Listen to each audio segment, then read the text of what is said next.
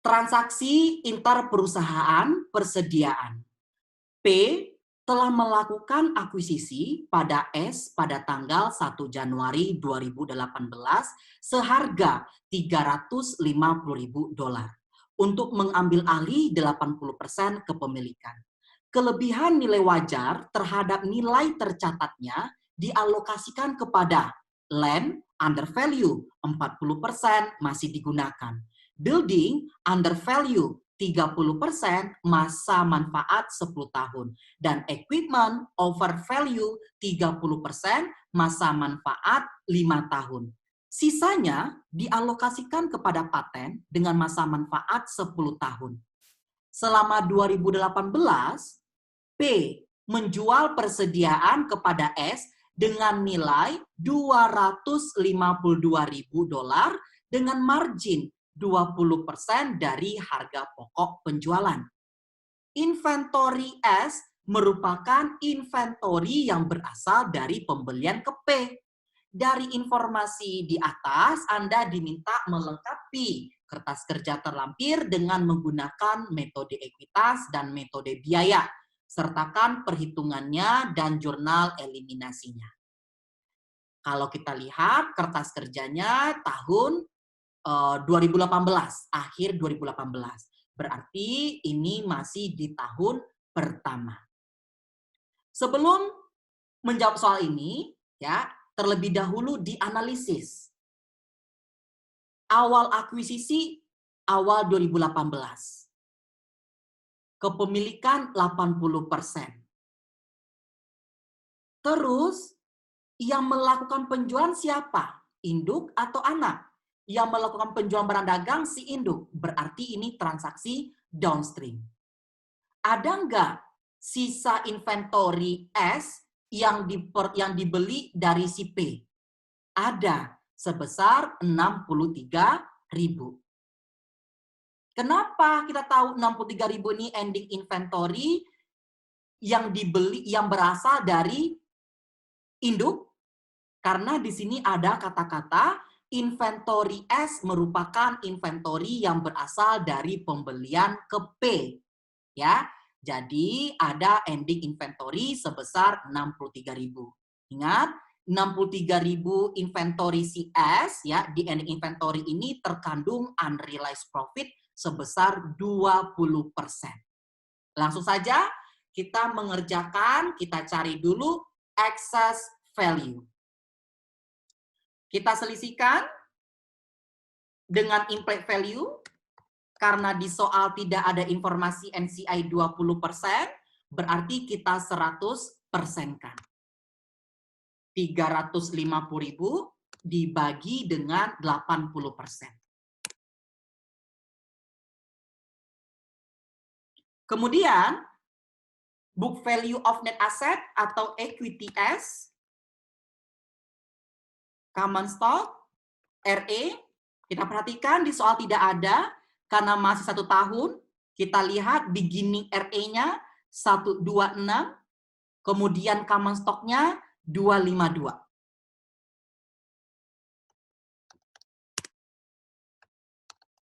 Oke, totalnya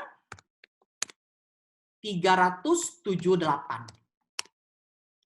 Kita selisihkan sama implied value 59.500. Kita sebut dengan excess value. Kemudian dialokasikan ke aset neto teridentifikasi. Yang pertama ke land. Land under value. Berapa? Yaitu 40%. Dikalikan excess. Setelah land apa lagi? Ke building. Building under value. Ya. Masa manfaatnya 10 tahun. 30% katanya. Kalikan sama excess.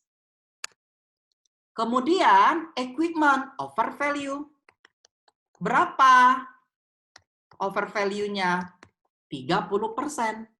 Kalau over berarti dia minus. 30% dikalikan sama 59.500.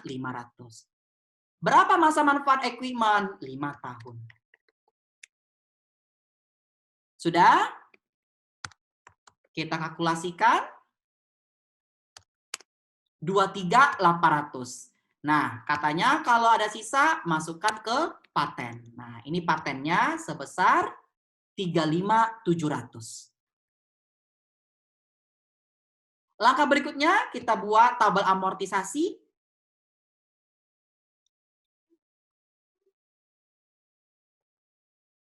Sini amortize, beginning.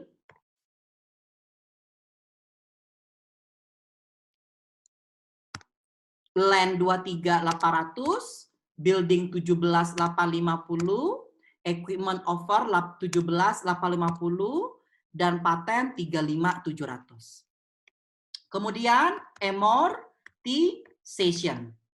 Ya, di tahun pertama, kan 1 tahun. Tanah tidak disusutkan, berarti 0. Building, kalau sini positif, berarti amortisasinya negatif. Ya.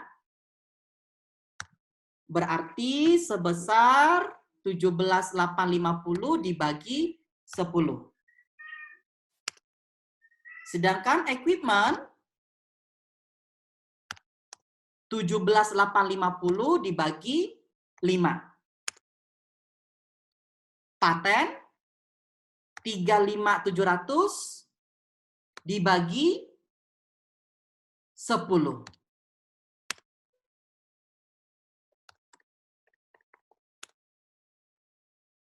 Kemudian unamortized ending 2018.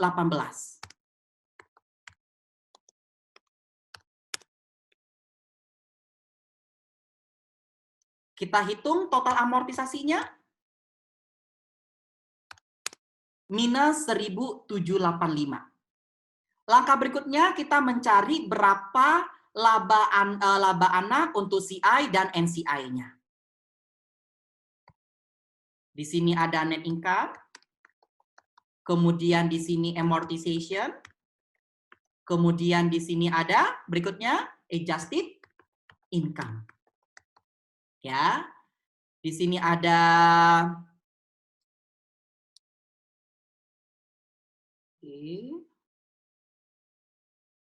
CI sebesar 80%, kemudian di sini NCI 20%.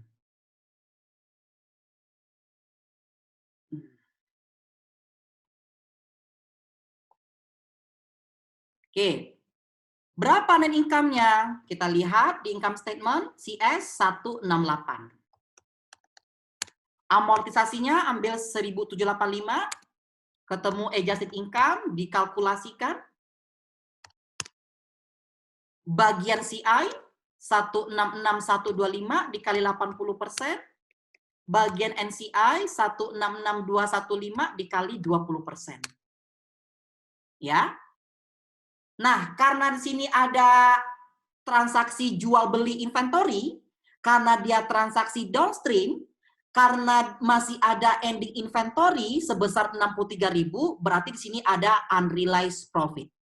Kita buat unrealized profit. Inventory. Berapa? Yaitu 63.000 yang ending inventory yang ini dikalikan 20%, karena margin 20%, dibagi 120%. Karena dari cost.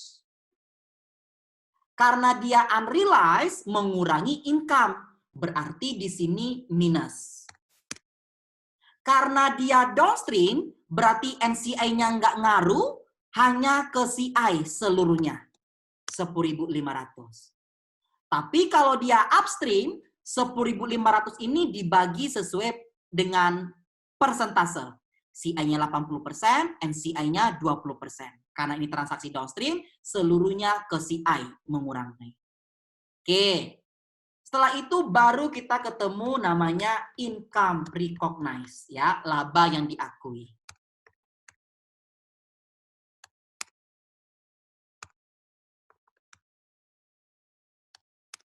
Oke, berarti, nah inilah income from S-nya, 122. Sedangkan NCI expense-nya 33. Ya, ada tambahan unrealized profit yang ini. Berikutnya, karena kita menggunakan metode ekuitas, ya, ini saya kebalik, sorry.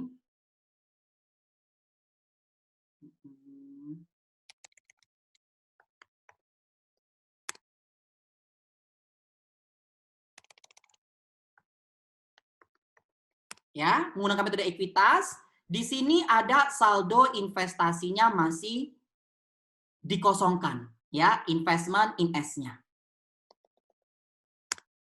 Kita isi dulu investment in S-nya. Berarti kita cari saldo investasi akhir 2018. Bagaimana cara mencarinya? Bisa kita mulai dari awal 2018. Beginning. Tadi berapa tadi beginningnya? 350.000. Ya. Ditambah sama ini, income from S atau income recognized. Sebesar 122.472. Ya. Kemudian dikurangkan sama dividen. Sebesar, nah berapa dividennya? Lihat di sini dividennya sebesar 42.000 ya. Oke, kalau saya buat di sini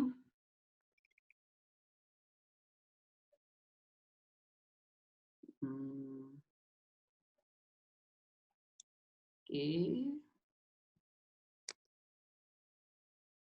Ya. Di sini ada dividen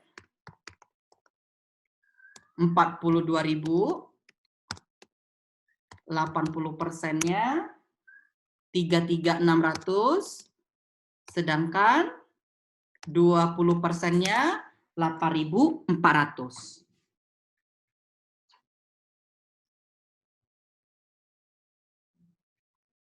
Kemudian ambil dividen di sini minus 33.600. Ya, ketemu endingnya sebesar 438.872.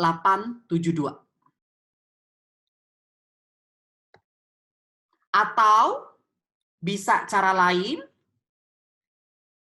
beginning investment tadi 350.000, kemudian bisa kita cari dari perubahan RE-nya, changes in RE. Dari mana? Endingnya berapa? 252, beginningnya 126. Ya, kita selisihkan. 252 dikurangi 126 dikalikan 80%. Ya. Ingat, di dalam changes in RE ini berarti terkandung net income sama dividen. Ya. Nah, berarti sini belum ada amortisasinya. Kita buat amortization yaitu sebesar 1.785 dikalikan dengan 80%. Kemudian ada unrealized profit inventory. Sebesar berapa? Yaitu karena dia downstream, seluruhnya kita ambil, yaitu angka ini, 10.500. Kita kalkulasikan. 438.872. Sama dengan di atas. Ya, ini endingnya. Oke, sudah selesai. Berikutnya kita masuk ke jurnal. Adjustment and elimination. Yang pertama, error and omission. Ada nggak salah catat, salah pembukuan antara P dan S? Tidak ada. Berarti no entry. Yang kedua, intercompany profit transaction. Nah, ada nggak jual beli inventory? Ada. Ya. Berarti yang pertama kita eliminasi sales dan COGS-nya. Debit sales, kredit COGS. Berapa angkanya? Ambil angka penjualan. Berapa penjualannya tadi? 252.000. Berarti 252 debit sales, kreditnya COGS 252. Tadi masih ada ending inventory, artinya ada unrealized profit, ya. Berarti kita eliminasi unrealized profit di dalam ending inventory. Kita debit COGS, kita kredit inventory. Berapa angkanya? Ambil angka 10.500. Oke. Nah, ini saja jurnal yang nomor 2, ya. Karena masih tahun pertama.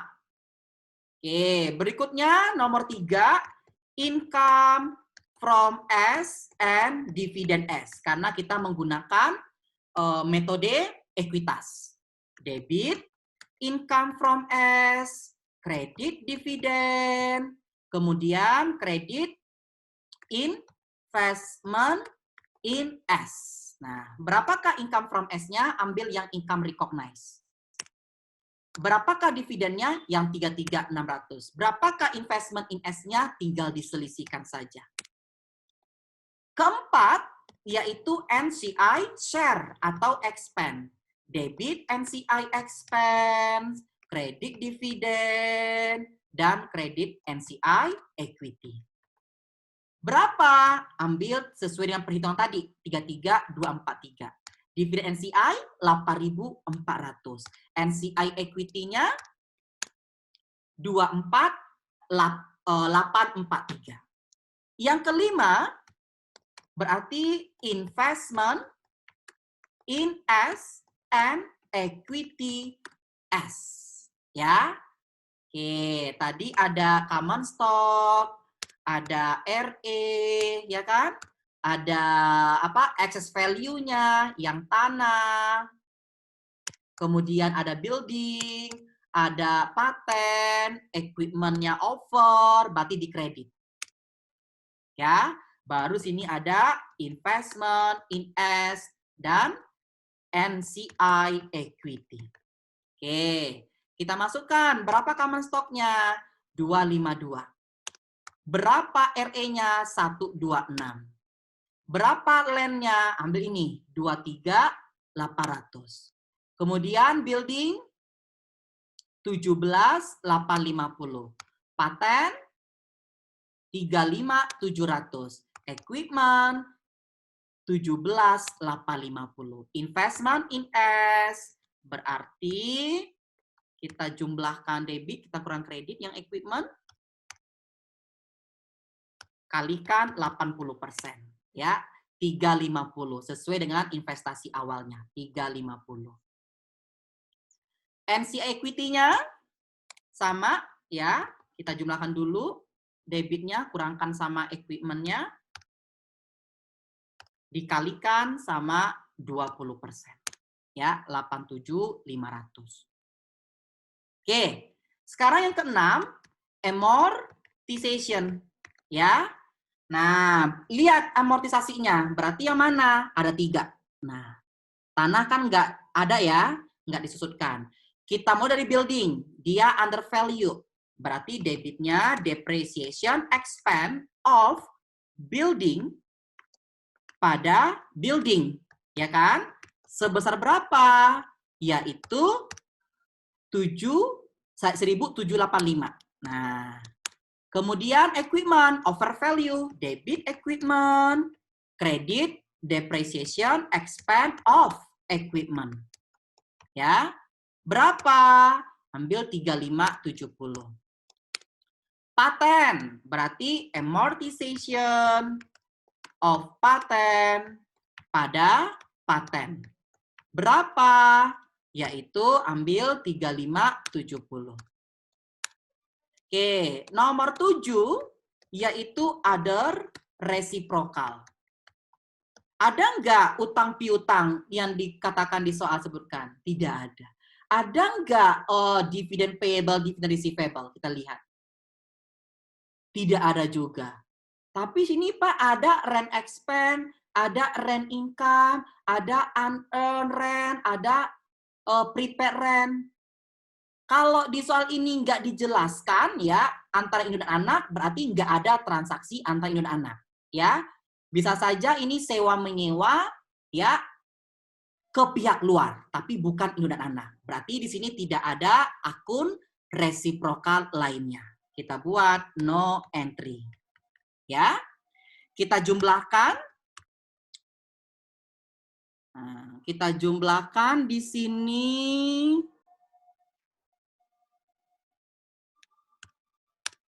882, sedangkan yang di kreditnya juga 882.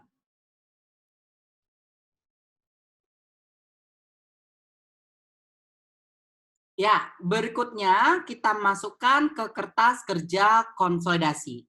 Karena kita menggunakan metode ekuitas, berarti di sini di bawah sales income from S. Ya, angkanya ambil yang 122472 ya.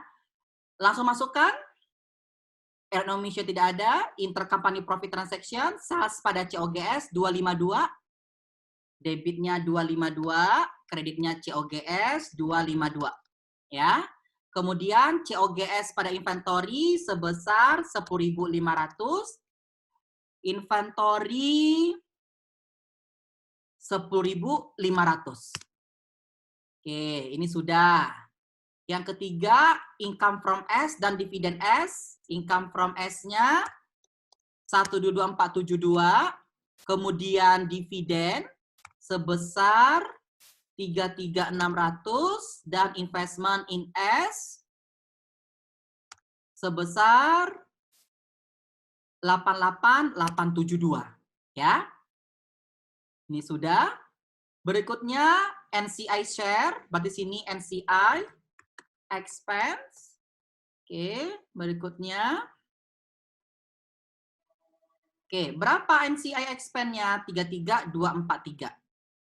33243. Dividennya sebesar 8.400. NCI equity ending-nya 24843. Ya, 24843. Oke, ini sudah kita masukkan kertas kerja. Yang kelima, investment in S dan equity S, common stock-nya 252. Kemudian RE beginning-nya sebesar 126. Kemudian land-nya sebesar 23.800. Kemudian building debit 17.850. Kemudian paten 35.700. Dan equipment di kredit ya 17.850 dan investment in S di kredit 350, NCI equity beginning di kredit 87.500. Keenam, amortisasi depreciation expense of building ya di debit sebesar 1785, kemudian building di kredit sebesar 1785, kemudian equipment debit 3570, kemudian depreciation expense-nya 3570, kemudian paten 3570, ada sini amortisasi, kalau nggak ada kita masukkan saja ke operating ya 3570, patennya 3570 ya. Ini sudah masuk ke kertas kerja, tidak ada resiprokal ya. Kita jumlahkan sekalian dicek. Nah, ini bagian debit. Ya, bagian debitnya berjumlah 882, bagian kreditnya oke.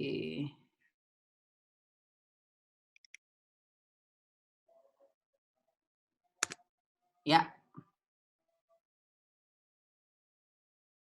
Oke, sudah sama ya sama ini. Sebelum konsol ini masih ada angka-angka yang belum ada isinya. Kita cari dulu net income si P. Ya, 702. Pindahkan sini net income-nya ke RE statement. Ketemu RE ending-nya, ya. Oke, 788 ini pindahkan ke sini. Ke neraca. Ya. Hitung total liability dan ekuitasnya. Kemudian pindahkan ke total aset. Bisa kita cari kas, investment in asset tadi sudah kita cari, ambil angka yang perhitungan 438872, kita hitung kasnya, total aset dikurangkan aset non kas 1.700. Udah terisi semua. Sekarang bisa kita konsol sales dan income, normal kredit. Kalau kredit adjustment-nya bertambah, kalau debit berkurang, gitu ya. P tambah S kurangi debit ditambah kredit. Pastikan income from S-nya harus 0. Oke, sudah 0. Kita bisa menghitung net income konsol. Dicek net income P harus sama dengan net income konsol. Sekarang kita masuk ke RE statement. 1216 habis, ya. Masukkan net income-nya. Dividen 4242 habis, sisa 84. Kita hitung RE ending-nya. Cek RE beginning P harus sama dengan RE beginning konsol. RE ending P harus sama dengan RE ending konsol. Bagian SOFP, bagian debit, P tambah S tambah debit dikurangi kredit. Pastikan income from S-nya sudah 0, 350, 350, 0. Totalkan asetnya 4.564.915. Bagian kredit, P tambah S kurang debit tambah kredit.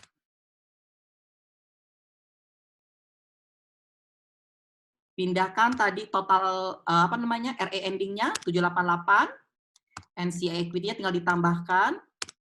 Hitung total liability dan ekuitasnya.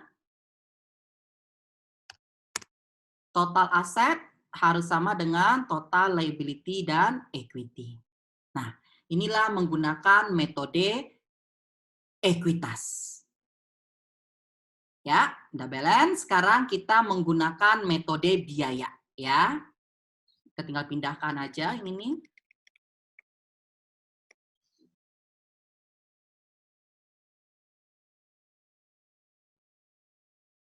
Ya.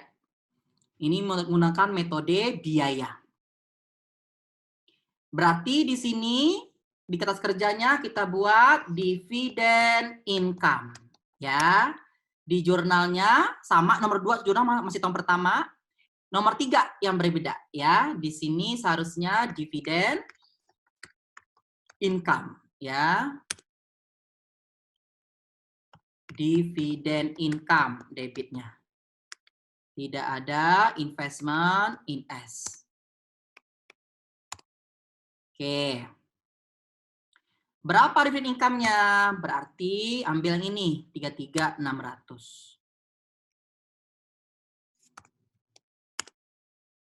Sama, 5 sama, 6 sama, 7 sama. Oke, langsung saja dividend masukkan ini dulu, dividend income di sini. 33.600. Sekarang masukkan jurnalnya, langsung nomor 2. Sales pada COGS 252, yang ini. COGS-nya 252. Ya.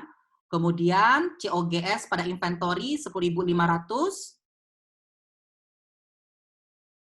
10.500 pada inventory 10.500.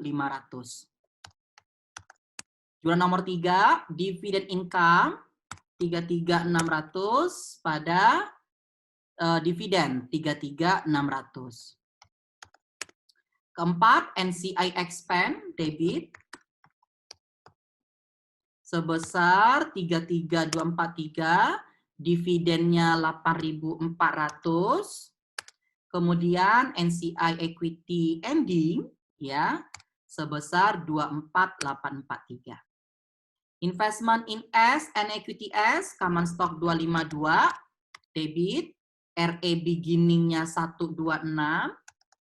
tanah 23.800, debit, building 17.850, paten 35.700 debit, dan equipment di kredit 17.850, investment in S-nya juga kredit 350, NCI equity beginning di kredit sebesar 87.500. 6, depreciation expense of building dan building ya. Di sini tadi angkanya 1785, kemudian kreditnya equipment 1785. Kemudian equipment 3570 debit. Yang ini depresiasinya kredit 3570. Paten ya, operating kita ambil di sini 3570 pada paten 3570. Kita cek.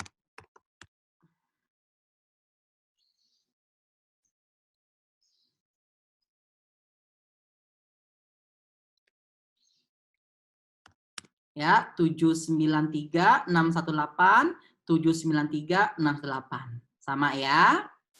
Oke, belum bisa kita konsol, kita isi dulu informasi yang di P, net income-nya ketemu angka 613.200. Pindahkan ke RE statement, ketemu RE ending-nya. Ya, 6.900 pindahkan ke sini, RE neraca 69.200. Oke, setelah itu hitung total likuiditasnya 404.800, pindahkan ke total aset 404.800 ya. Ingat investment in S-nya karena kita menggunakan metode cost, berarti ini nggak perlu kita cari ya, langsung saja 350.000. Ya. Nah, sini bisa cari kas-nya. Total aset dikurangkan aset non kas. 1.136.700. Tadi kalau menggunakan metode biaya 1.136.700. Sama ya. Oke, langsung kita konsol. P tambah S kurangi debit ditambah kredit. Sini temu net income-nya. Ya, nggak akan sama ya. Di sini 72 secara konsol. RE-nya net income-nya pindahkan, dividennya sisa 84, RE ending-nya ketemu 788. Oke. Bagian SOFT-nya P tambah S tambah debit dikurangi kredit. Pastikan net, investment in S-nya sudah 0. Ya. Total asetnya 4564. RE tadi jangan lupa pindahkan dari RE statement. Oke, sekarang bagian kredit. P tambah S kurangi debit tambah kredit. NCI equity-nya tambahkan saja.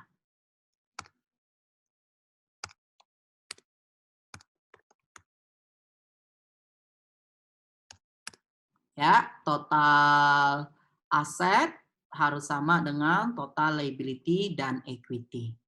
4564, 4564, sedangkan ekuitas 4564, 4564, net income-nya 302, metode cost juga 702. Kesimpulannya, baik menggunakan cost method ataupun equity method akan menghasilkan angka yang sama di laporan keuangan konsolidasi. Demikian pembahasan soal. Terima kasih.